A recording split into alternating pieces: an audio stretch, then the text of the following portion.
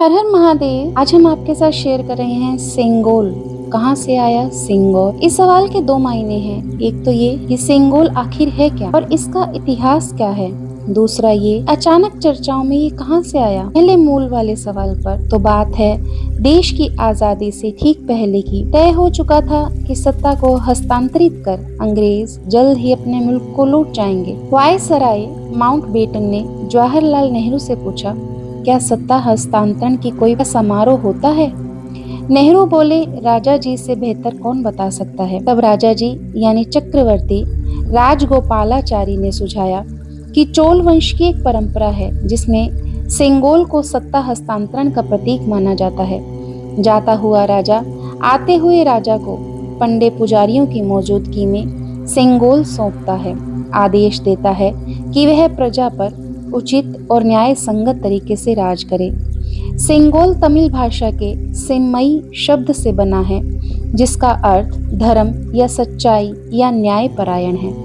सेंगोल का सुझाव अप्रूव हो गया तो राजा जी ने इसे बनवाने के लिए तमिलनाडु के कई मठों में संपर्क साधा। अंततः थिरुवदुथुराई अधीनम मठ को इसका जिम्मा सौंपा गया।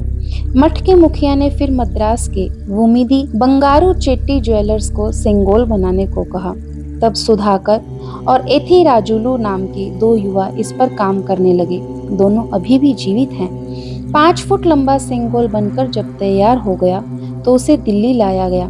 14 अगस्त 1947 की रात भव्य आयोजन हुआ। गाजे बाजों के साथ चांदी के थाल पर सजा पीताम्बर में लिपटा हुआ सेंगोल नेहरू के घर 17 यार्ड रोड पहुंचा। पुजारी ने नेहरू पर जल छिड़का, उनके माथे पर भस्म रगड़ी, कंधों पर पीताम्बर लपेटा और करीब 10:45 पर सेंगोल उन्हें थमा दिया। आगे चलकर इस सेंगोल को म्यूजियम में रखवा दिया गया।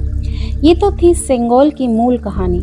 अब सवाल ये है कि आजादी के 75 साल बाद अचानक सेंगोल फिर से कैसे निकल आया। तो हुआ यूं, पिछले साल आजादी का अमृत महोत्सव मनाते हुए तमिलनाडु में सेंगोल का जिक्र छिड़ा।